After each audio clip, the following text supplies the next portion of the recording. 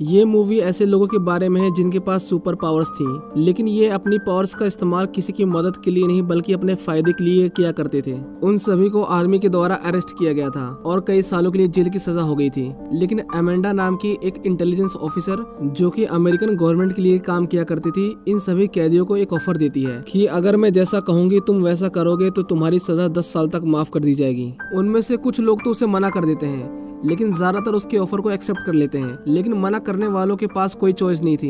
Amanda उन्हें mental torture करके अपनी टीम में शामिल कर ही लेती है। वो 10 लोगों की टीम बनाती है और उस टीम का नाम रखती है टास्क फोर्स एक्स। इस टीम में शामिल थे रिक फ्लैग जो कि एक मिलिट्री ऑफिसर था, हार्ली क्विन जो कि एक मनोवैज्ञानिक थी, कैप्टन बूमरैंग जो अपने बूमरैंग को एकमात्र हथियार की तरह इस्तेमाल करता था, सेवेंट जिसका निशाने से कोई भी नहीं बच सकता था, विसिल नाम का एक अजीब सा जानवर, टीडी के नाम का एक बच्चा जिसके पास सुपर पावर्स थी कि वो अपनी बॉडी पार्ट्स को अलग कर सकता था, ब्लैक गार्ड और जेवलिन थ्रो जो अपने एनिमीज को एक भाले से मारता था। क्योंकि इतने खतरनाक क्रिमिनल्स को खुला छोड़ना काफी रिस्की था, इसलिए अमेंडा ने उनके सिर के अंदर एक बॉम्ब फिट कर दिया था ताकि अगर कोई भी वहां से भागने की कोशिश करे या अपने मिशन को छोड़े तो अमांडा उसे मार सके। अमेंडा उन्हें उनके मिशन के बारे में बताती है। वो उन्हें कहती है कि कार्टो मोंटिस नाम के एक आइलैंड पर हरेरा फैमिली पिछले कई 100 साल से राज करती है, लेकिन पिछले हफ्ते ही सिल्विया लूना नाम के एक आदमी ने वहां की मिलिट्री और अपनी चालबाजी से आइलैंड पर कब्जा कर लिया और पूरी हरेरा फैमिली को बीच सड़क पर फांसी लटका दिया। पुराने शासन से हमें कोई प्रॉब्लम नहीं थी, लेकिन सिल्विया लूना अमेरिका से नफरत करता है और वो हमें दबाने के लिए किसी भी हद तक जा सकता है। तुम्हें उस आइलैंड के एक सीक्रेट लैब को डिस्ट्रॉय करना है जहां पर वो लोग एक एलियन पर एक्सपेरिमेंट करके एडवांस वेपन बना रहे हैं। टास्क फोर्स एक्स अपने मिशन के लिए निकल जाते हैं। आइलैंड के पास पहुंचकर वो सभी समुद्र के अंदर छलांग लगा देते हैं, लेकिन किसी को भी नहीं पता था कि विसिल तैर नहीं सकता। वो डूबने लगता है। जब उसे सरफेस पे लाया जाता है तो उसकी मिशन से पहले ही मौत हो चुकी थी। वो सभी अपने वेपन्स को लोड करते हैं, पर यहाँ पर हम देखते हैं कि ब्लैक गार्ड दुश्मन का खबरी था। इसका मतलब उसने उन सभी को धोखा दिया है और बहुत सारे सोल्जर्स उनका पहले से ही वहाँ पर इंतजार कर रहे थे। वो उन्हें कहता है कि मैं तुम्हारे साथ हूँ, मैंने ही तुम्हें इस मिशन की डिटेल्स दी थी, लेकिन सोल्जर्स सबसे पहले उसी को ही मार देते हैं। अमेंडा उन्हें कहती है कि हम अपने मिशन को रोक नहीं सकते, तुम्हें आगे बढ़ना होगा। टीडी के अपने पावर्स का इस्तेमाल करता है जो कि उनकी किसी भी काम नहीं आती और एक एक करके सभी मेंबर्स मारे जाते हैं। सेवेंट इस तरह सभी को मरते देख डर जाता है और वहां से भागने लगता है। अमेंडा उसे वार्न करती है कि तुम अगर मिशन छोड़ के गए तो मैं तुम्हें मार दूंगी, लेकिन वो इस बात को नहीं सुनता। इसीलिए अमेंडा उसके सिर में लगे बॉम्ब को एक्टिवेट कर देती है, जिसके ब्लास्ट से वो एक दर्दनाक मौत मारा जाता है। जेवलिन मरते वक्त अपने भाले को हार्ली क्विन को दे देता है और अब उनकी टीम के अंदर सिर्फ हार्ली क्विन और रिक फ्लैग ही बचे थे। लेकिन यहाँ पर अमेंडा का मिशन फेल नहीं हुआ था, बल्कि उसने बैकअप के लिए एक और टीम बना रखी थी जो उस आइलैंड के दूसरे किनारे से एंटर करते हैं। इस टीम में टोटल 5 लोग थे, blood spot, peace maker, polka dot man, red catcher 2 और एक इंसान जिसकी आधी बॉडी शार्क की थी। ब्लड स्पॉट काफी अच्छा इंसान था।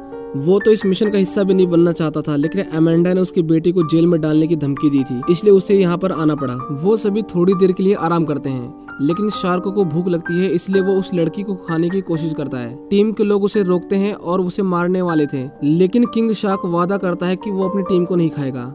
अमेंडा उन्हें बताती है कि रिच फ्लैग को दुश्मन ने पकड़ लिया है, उसका जिंदा रहना मिशन के लिए बहुत जरूरी है, तुम्हें उसे बचाना होगा। वो दुश्मन की कैंप में जाते हैं और शार्क सभी को खाने लगता है। पीस मेकर और ब्लड शॉट तो एक दूसरे से लोगों को मारने का कंपटीशन ही कर रहे थे, लेकिन थोड़ी देर बाद उन्हें पता चलता है कि जिन लोगों की उन्होंने जान ली वो उनके दुश्मन नहीं थे, बल्कि वो तो रिक की मदद कर रहे थे। एक लड़की अपने दोस्तों की मौत से काफी गुस्सा थी, लेकिन रिक उसे शांत करता है। दूसरी तरफ लैब के अंदर थिंकर नाम का एक साइंटिस्ट सिल्विया लूना को स्टारफिश एलियन के बारे में बताता है, जिसके शरीर से निकलने वाले छोटे छोटे स्टारफिश ह्यूमंस के ब्रेन को कंट्रोल कर सकते हैं। हार्ली क्विन को उन लोगों ने बंदी बना लिया था। उसे नए कपड़े दिए जाते हैं और उसे सजाकर सिल्विया लूना के सामने पेश किया जाता है। ऐसा इसलिए किया जा रहा था क्योंकि हार्ली भी अमेरिका से नफरत किया करती थी। सिल्विया हार्ली से कहता है कि वो उसे शादी करना चाहता है और अब जो वेपन्स हमारे पास है उससे हम पूरे अमेरिका पर राज करेंगे। हार्ली को उसकी बातों से कुछ भी फर्क नहीं पड़ रहा था, लेकिन जब वो उसे कहता है कि इस जंग के अंदर औरतें, बच्चे, बूढ़े सभी मारे जाएंगे, तो हार्ली उसे शूट कर देती है क्योंकि वो इनोसेंट लोगों की जान नहीं लेती थी।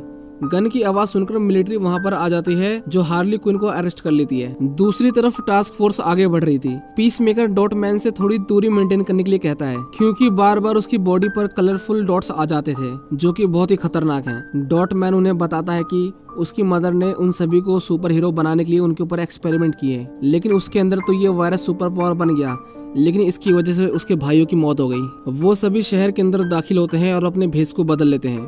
और अब उन्हें उस साइंटिस्ट को पकड़ना था जो कि स्टारफिश पर एक्सपेरिमेंट कर रहा था। वो सभी बार केंद्रों से ढूंढ लेते हैं, लेकिन आर्मी को उनके बारे में पता चल चुका था, जो उनकी तलाश करते करते उस बार तक पहुंच चुके थे। रैट कैचर साइंटिस्ट को पीछे के रास्ते से निकाल लेती है, लेकिन पीस मेकर, रिक और ब्लड स्पॉट पकड़े जाते हैं। उन तीनों को जनरल के पास लेके जाया जा रहा था, जहां पर उन्हें पता चलता है कि हार्ली क्विन अभी तक जिंदा है। वो सभी उन्हें मारकर वहां से एस्केप कर जाते हैं और अब उनका सबसे पहला मिशन था हार्ली क्विन को बचाना। हम देखते हैं कि प्रेसिडेंट हार्ली को टॉर्चर कर रहा था, लेकिन वो उन्हें कुछ भी नहीं बताती। उनकी टीम हार्ली को बचाने के लिए पैलेस तक पहुंच चुकी थी, लेकिन प्रेसिडेंट के जाने के बाद हार्ली गार्ड को मारकर लॉक को खोल लेती है और सभी को मारते हुए वहां से बाहर निकल आती है।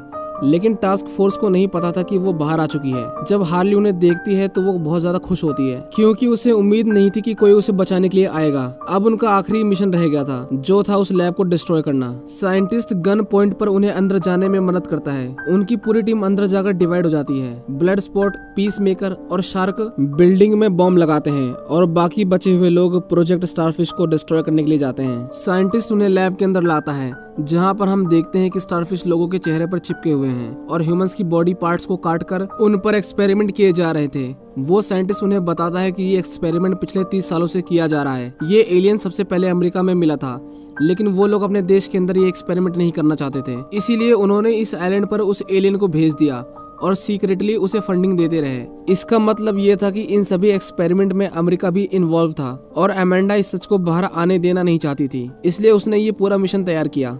जब रिक फ्लैग को पता चलता है कि उनके देश अमेरिका ने इतने सारे लोगों की जान ली, तो वो काफी इमोशनल हो जाता है और डिसाइड करता है कि वो इस सच्चाई को पूरी दुनिया को बताएगा। वो कंप्यूटर से हार्ड डिस्क निकाल लेता है, जिसमें एक्सपेरिमेंट के बारे में सारी इंफॉर्मेशन थी। वहाँ पर पीस मेकर आता है, जो रिक के ऊपर अपनी गन को पॉइंट कर लेता है और यहाँ पर हमें पता चलता है कि अमेंडा ने उसे लैब के साथ साथ सारे डॉक्यूमेंट्स और सबूतों को डिस्ट्रॉय करने के लिए भेजा था। लेकिन अब क्योंकि रिक फ्लैग और रैट कैचर को सच्चाई का पता है, इसलिए पीस मेकर को उन दोनों को मारना पड़ेगा। दूसरी तरफ हम किंग शार्क को देखते हैं, जो कि एक बड़े से फिश टैंक के अंदर जेलीफिश देखता है। वो जेलीफिश देखने में बहुत ही प्यारी थी, इसलिए वो उनके साथ खेलने लगता है। उन्हें मिलिट्री ने चारों तरफ से घेर लिया था। हार्ली, डॉटमैन और ब्लड स्पॉट लैब के ऑफिस के अंदर छिप जाते हैं, पर सोल्जर उन्हें नोटिस कर लेते हैं और उनकी फायरिंग से पहले ही डॉटमैन उनके ऊपर एक्सप्लोजिव फेंक देता है। लेकिन वो बाय मिस्टेक उनकी बिल्डिंग में लगाए गए बॉम्ब से कोलाइड कर जाता है और एक के बाद एक एक्सप्लोजन स्टार्ट हो जाता है। किंग शार्क जिस फिश टैंक के सामने खड़ा था वो ब्रेक हो जाता है और वो मछलियों के साथ बहता हुआ अपने मेंबर्स के पास आ जाता है। पर हम देखते हैं कि फिशेस काफी खतरनाक थी। वो सभी मिलकर किंग शार्क को काटने लगती हैं और वो इंजर्ड होकर बिल्डिंग से नीचे गिर जाता है। उसकी बॉडी से काफी ब्लड निकल चुका था। ऊपर से सोल्जर्स उसके ऊपर गोलियों की बौछार कर देते हैं, पर उसे गोलियों का कुछ भी असर नहीं होता और वो उन सभी को खाने लगता है। पीस मेकर रिक को शूट करने ही वाला था, लेकिन बिल्डिंग कोलैप्स कर जाती है और वो सभी बुरी तरह से इंजर्ड हो जाते हैं। इतने बड़े ब्लास्ट की वजह से वो स्टारफिश आजाद हो जाती है और उस साइंटिस्ट को मार डालती है। रिक और पीस मेकर की बहुत एपिक फाइट होती है, जिसमें रिक उसे बहुत बुरी तरह से मारता है, लेकिन लास्ट मोमेंट पर पीस मेकर उसके दिल पर एक नुकीले पत्थर से वार कर देता है, जिसकी वजह से उसकी मौत हो जाती है। वो देखता है कि रैट कैचर यानी वो लड़की हार्ड ड्राइव को उठा लेती है और वहां से भाग जाती है। बाहर आकर वो देखती है कि पूरी बिल्डिंग कोलैप्स कर रही है और दूसरी तरफ हार्ली, डॉटमैन और ब्लड स्पॉट ऊपर अपनी जान बचाने के लिए पूरी कोशिश कर रहे थे। पीस मेकर उस लड़की को मारने ही वाला था, लेकिन तभी ब्लड स्पॉट ऊपर से नीचे गिरते गिरते उस फ्लोर पर पहुंचता है जहां पर पीस मेकर था। वो देखता है कि पीस मेकर रैट कैचर को मारने ही वाला था, इसलिए वो उसके ऊपर फायरिंग करता है। पीस मेकर भी उसके ऊपर फायरिंग करता है, लेकिन ब्लड स्पॉट की बुलेट साइज में छोटी होती है, जो उसके बुलेट से पास होते हुए पीस मेकर के गले में लगती है और वो मारा जाता है। रैट कैचर उसे बताती है कि पीस मेकर ने रिक को मार दिया है और ये एलियन एक्सपेरिमेंट अमेरिका ही करवा रहा है। लेकिन तभी वो एलियन स्टारफिश बिल्डिंग से बाहर निकलती है और हम देखते हैं कि उसका शरीर कितना भारी भरकम और विशालकाय था। उसके सेंटर में एक बड़ी सी आंख भी थी। मिलिट्री उसके ऊपर फायरिंग करती है, लेकिन उनकी बुलेट्स उसका बाल भी बांका नहीं कर पाती। वो अपने शरीर से हजारों की संख्या में छोटी छोटी स्टारफिश निकालती है, जो लोगों के चेहरे पर जाकर चिपक जाती हैं और कुछ ही देर बाद वो लोग दोबारा से उठ खड़े होते हैं और शहर की ओर बढ़ने लगते हैं। अमेंडा देखती है कि उन्होंने स्टारफिश को आजाद कर दिया है, लेकिन उसका मिशन पूरा हो चुका था, जो कि इस एक्सपेरिमेंट से अपने सबूतों को मिटाना था। वो उन्हें ऑर्डर देती है कि तुम लोग वापस आ जाओ। हमारे दुश्मनों का जितना ज्यादा नुकसान होगा उतना उन्हें दबाना आसान होगा। स्टारफिश शहर के लोगों को मार रही थी। वो इतने मासूम बच्चों और लोगों को मरते देना नहीं चाहता था, इसलिए वो उनके ऑर्डर को फॉलो नहीं करता और वो सभी स्टारफिश को रोकने के लिए चले जाते हैं। अमेंडा उनके ब्रेन में लगे हुए बॉम्ब्स को एक्सप्लोड करने की धमकी देती है, लेकिन कोई भी उसके ऑर्डर को नहीं सुनता अमेंडा जस्ट बॉम्ब के बटन को प्रेस करने ही वाली थी, लेकिन उसके साथ के लोग उसे मारकर बेहोश कर देते हैं, क्योंकि उन्हें भी पता था कि अमेंडा गलत कर रही है। वो सभी उनकी टीम को गाइड करने लगते हैं। ब्लड स्पॉट अपनी गन को अपग्रेड करके उसके ऊपर फायरिंग करता है। किंग शार्क को कुछ भी नहीं सूझता तो वो उसे खाना शुरू कर देता है। डॉट मैन उसके पैरों पर एक्सप्लोजन करता है, जिसकी वजह से उसे काफी नुकसान पहुंचता है, लेकिन स्टारफिश उसे अपने पैरों के नीचे कुचलकर मार डालती है। शहर के लोग ब्लड स्पॉट पर हमला करते हैं, लेकिन उसकी बुलेट्स खत्म होने की वजह से उसे हैंड टू हैंड कॉम्बैट करना पड़ता है। रैट कैचर शहर के सभी रैट्स को बुलाकर स्टारफिश के ऊपर हमला करवा देती है। लाखों की संख्या में रैट्स उसे खाने लगते हैं। हार्ले भी अपने जैवलिन यानी अपने भाले को लेकर उसकी आंख के अंदर चली जाती है। हम देखते हैं कि रैट्स उसकी आंखों के अंदर घुसकर उसके अंदर की नसों को काटने लगते हैं और जेलीफिश की आंख पूरा खून से भर जाती है और फाइनली इतनी इंजरीज की वजह से वो एक बिल्डिंग के ऊपर गिर जाता है और मारा जाता है। वो सभी रिक और डॉटमैन को याद करके काफी इमोशनल हो जाते हैं। अमेंडा उन्हें कॉल करती है और उन्हें मारने की धमकी देती है। ब्लड स्पॉट उसे कहता है कि अगर तुमने ऐसा करने की कोशिश की तो मैं एक्सपेरिमेंट की डिटेल्स पब्लिक कर दूंगा और सभी को अमेरिका का असली चेहरा दिख जाएगा। वो उससे डील करता है कि हम इस बात को सीक्रेट रखेंगे और बदले में तुम किसी को भी नहीं मारोगी। अमेंडा उनकी डील को एक्सेप्ट कर लेती है और उन्हें आजाद कर देती है। इस मूवी के लास्ट में हम देखते हैं कि वीवर, जो स्टार्टिंग में पानी के अंदर डूब के मर गया था, वो अभी तक जिंदा है और पीस मेकर इतनी गहरी इंजरी के बाद भी जिंदा है और फिलहाल अमेंडा की देख रेख में है। इसी के साथ ये मूवी यहीं पर खत्म हो जाती है।